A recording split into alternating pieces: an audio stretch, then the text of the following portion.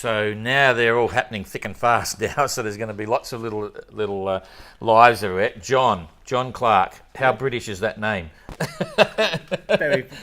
So you're one of 7 British entries in the GGR. Yes. Is there a thing going on? You want to get it back from the French or what?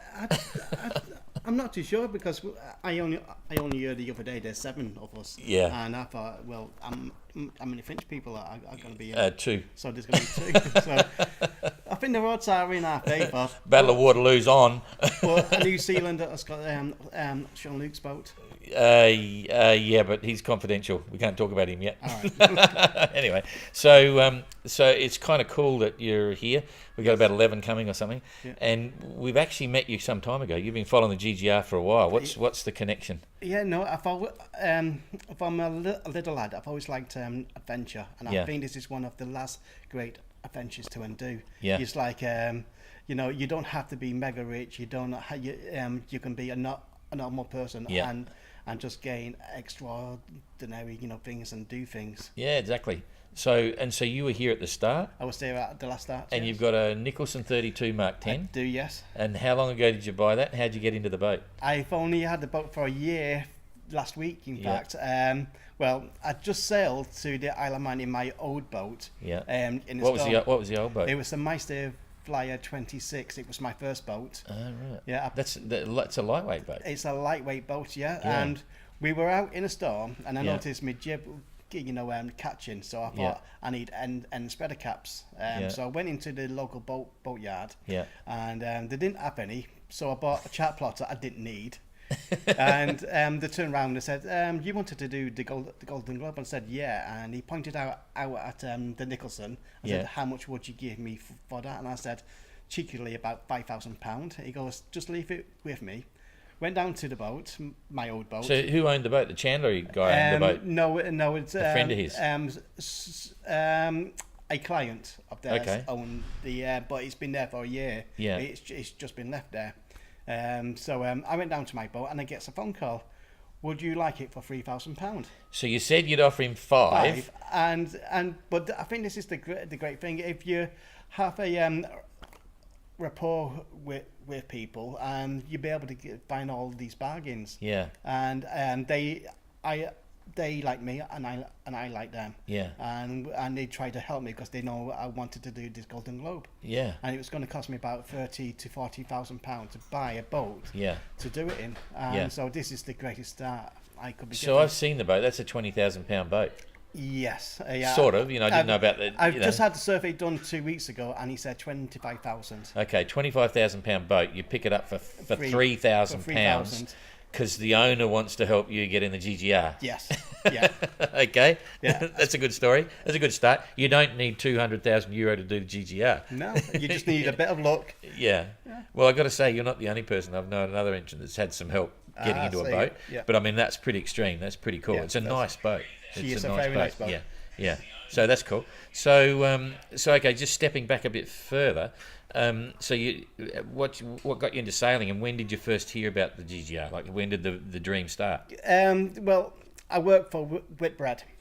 Whitbread? I work for Whitbread. As in the race or the brewery? As in the brewery. I work in a Premier Inn. Yeah. Which is owned by Whitbread. Okay, yeah. So I've always known they used to sponsor, the Round the World race, the original, the greatest and the best. Exactly, and they sponsored before it got blown apart with technology. Exactly, yeah. I think that's the biggest thing, and like this, you don't need the most tech boat to do it, and you would need an established, full keel boat that's going to be safe in the water. Yeah. Cool. Yeah.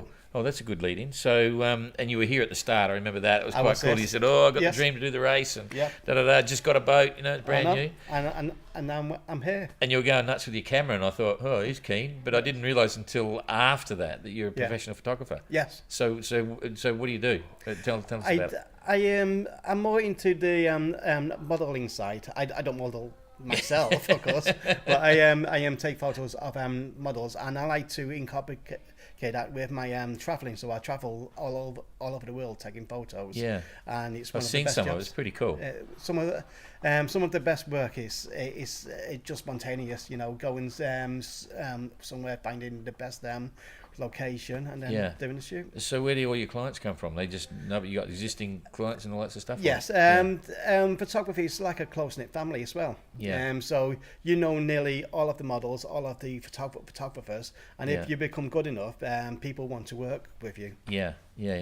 That's cool. Oh well, that's interesting. So, so you've just had the big drama with the engine. Oh, yes, yeah. The engine of the boat. Tell us the story. Well, briefly. Well, I bought the boat, but it had no engine. So I bought one of a guy who everybody knew, but it wasn't tested. But it took me 6 months to fit the engine to find out that it was not working. So I had to wait. So you fitted it first. I fitted it first. So you thought it was good, fitted it, and it was no good. Put in new legs and everything. So so it was going to cost me another £2,000 to have it to £2,000. The boat didn't cost you that much. Exactly. But that's the thing with boats. Yeah. So I had to wait to find another for pen to 2003 that was going cheap. Which didn't have the problems that my first one had.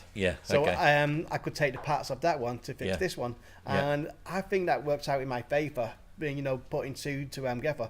I've got a really, really good 2003 from 1990. Just remember, you only got to use one tank of fuel. Exactly. It doesn't have to last forever. Well, you just need it just to get out of a lock. Yeah, exactly.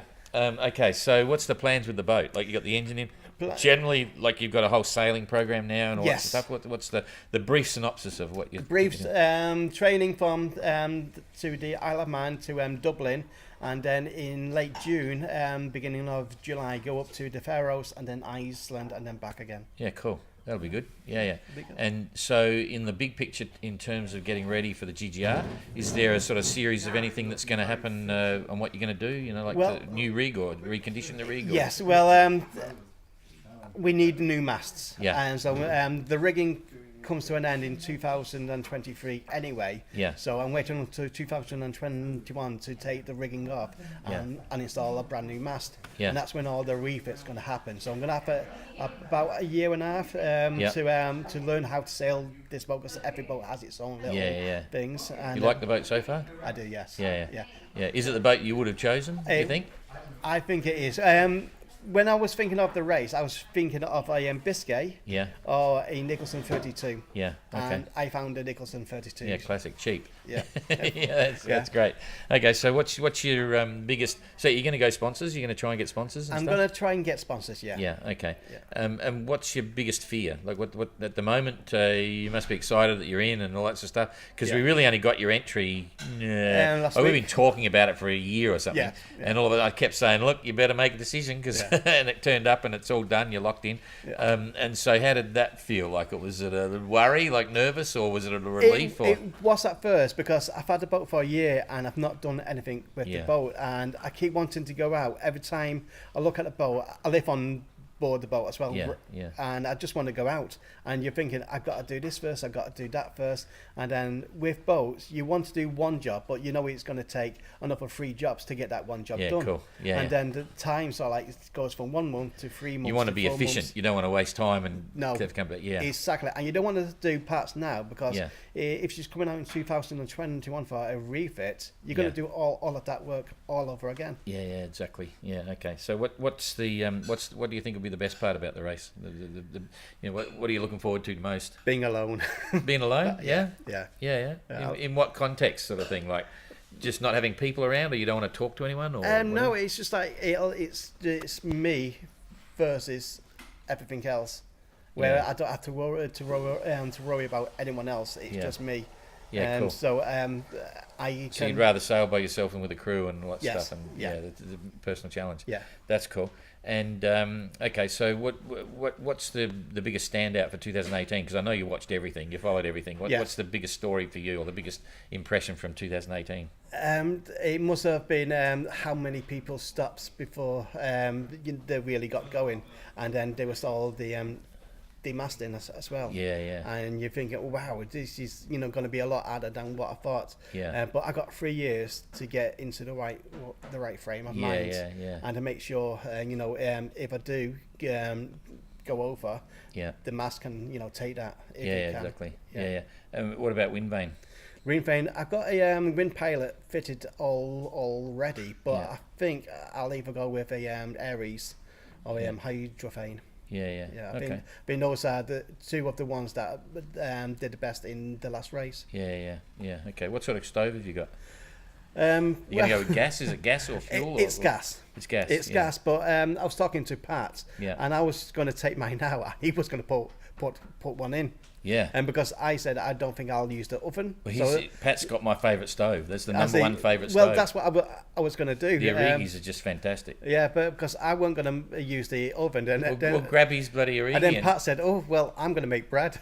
So. Well, you can put an oven on the bottom of the Origi. Yeah, well, They come as modular, so the two top burners. Yeah. That's one unit. You buy an oven underneath. It's still alcohol, and you stick it in, and you can make bread. But you can also make bread in a cast iron pot on the top. That's what I used to do for years. Yeah. They made all my bread when I was cruising just on a cast iron pot. Anyway, long story. I digress. So, are you into cooking? Not really. No. Oh, right, okay. I used to be, but it's hard cooking for one person. Yeah. That's cool. Yeah. And so, you member of Yacht Club? I am. Yeah, which club? Liverpool Yacht Club. Oh, another Liverpool job, eh? Yes. Oh, okay. And they're going to get behind it? I think they will, yeah. Yeah. And so you're big on social media? You got social media, like your Facebook and all that sort of stuff? I've just started the Facebook for the... yeah, because you have a big one for your photos and stuff. I've seen that. Yes. But this will be a GGR one. I know, so I'm having to, have another website. Yeah. Start another website for that. There may be YouTube videos. Yeah. I've got the Facebook to link to and that as well. Yeah, so. yeah, cool. Okay. So so you're going to be the GGR tattoo man. Tell me about the tattoos. The tattoos, well... Put your arms in the air. I've only got 2 tattoos. That's all. That's all. Okay, we won't discuss the rest of your body. No. So how long do they take to get the tattoos? Well, this tattoo didn't take long. This tattoo took about 9 months. 9 months. Six sittings of 6 hours. Wow. How much did they cost? Maybe a little bit more than my boat. Holy dooly, does it hurt? I've never had a tattoo. Yes. Yeah? Yes. Yeah. Okay. And I hate needles as well. Fair enough. Okay, well, all good. So you're part of the British team. What have you got to say to all the other GGR entrants, the 22 entrants? Good luck. Yeah, it's a bit of fun, eh? Having everyone turning up. Fun, yeah. It's quite an interesting atmosphere here right now. It's quite alive. Even Barry, our illustrious bloody media man, is sitting just over there, concentrating. He doesn't even know I'm talking about him. Look at that, keen on the computer. So there'll be some good stuff coming out after all the bits and pieces. So all right, all good. Jane. Jane's in the other office working. good to see you. So, so we'll do it again. We'll link through. So the British contingent is really big in the GGR. I don't know what happened to all the French people, but there you go. Okay, see you later. Stay there. Don't go away. They always say that. Keep waving. Thanks. That wasn't like, was it?